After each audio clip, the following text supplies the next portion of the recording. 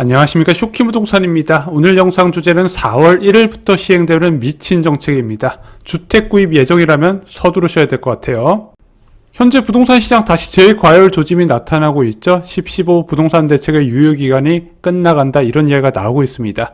정부는 추가 대출 규제와 조세 규제를 준비 중이다. 지난번 조세 규제에 대해서는 청와대 정책실장 이야기를 말씀을 드렸습니다. 추가 대출 규제는 두 가지가 지금 이야기가 나오고 있어요. 첫 번째는 확정이 됐고요. 또 한 가지는 준비 중입니다. 오늘 두 가지 모두 다 소개를 드릴게요.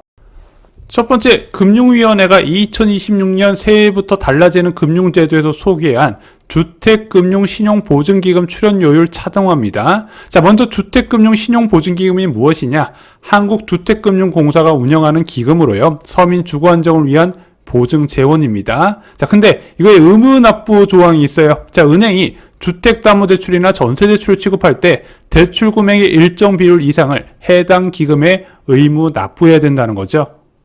금융당국은 주신보의 출연료율 개편안을 발표했습니다. 원래는 대출 유형에 따라서 차등 적용됐던 것이 대출 금액에 따른 차등으로 바뀌었어요. 그래서 평균 대출액이 2배 초과할 경우에 0.3% 최대 요율을 반영을 한다는 겁니다. 당연히 은행 입장에서 비용이 올라가기 때문에 대출 금리도 동반 상승할 수밖에 없어요. 자, 그럼 평균 대출액이 얼마인가요?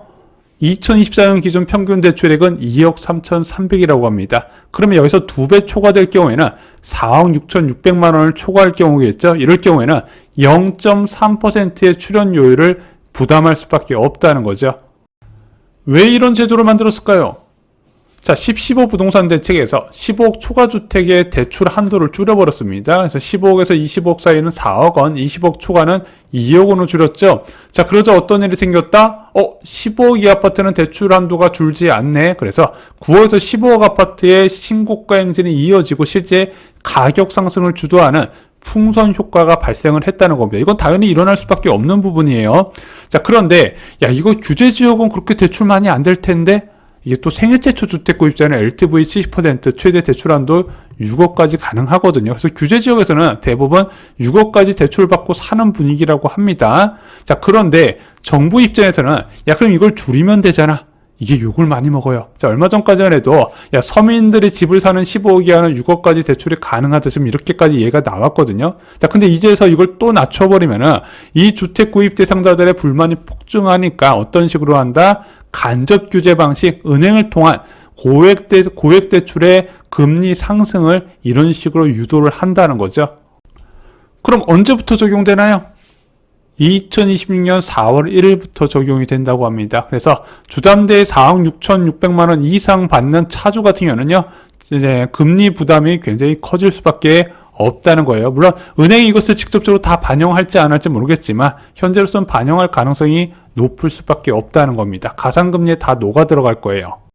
여기서 끝이 아닙니다. 금융당국은요, DSR 추가 하향을 검토한다고 합니다. 자, 지금 다음 달 대책 발표를 전제로 하고 있대요. 그래서 공급 대책 외에도요, 금융 대책이 별도로 나올 것으로 보여지는데, 지금 금융당국이 DSR 규제 강화를 검토 중이라고 합니다. 현재 은행권의 DSR 비율이 40%거든요. 여기서 더 낮추는 방안과 적용 대상 확대를 논의 중에 있다고 해요. 자, 이 DSR 규제 35% 적용 방안은요, 10.15 부동산 대책 이전에 굉장히 유력하게 검토가 됐다가 포함이 안 됐고요. 이번에 다시 시장 과열 조짐이 나타나니까 다시 DSR을 35%로 낮추는 방안을 논의 중인 것으로 보여집니다.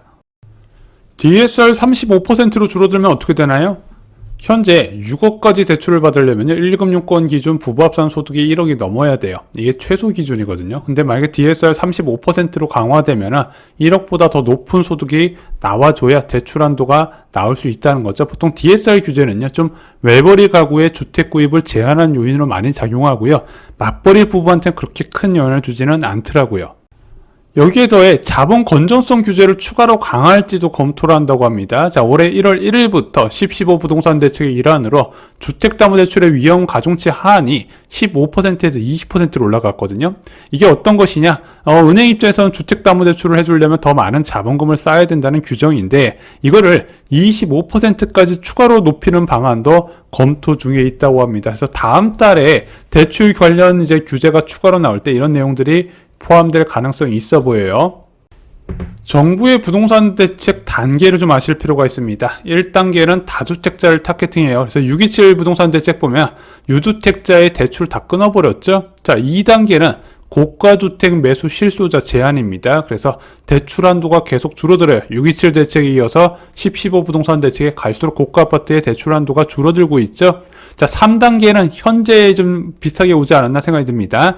일반 실소자를 제한하는 거예요. 자, 왜냐면은 일반 실소자가 계속 유입이 되면서 9억에서 15억 아파트 가격이 오르면은 그 다음 윗단계 아파트 가격에도 영향을 주거든요. 그래서 9억에서 15억 아파트 수요를 줄일 방안을 지금 검토 중인 것으로 보여집니다. 그럼 마지막 단계는 무엇인가요?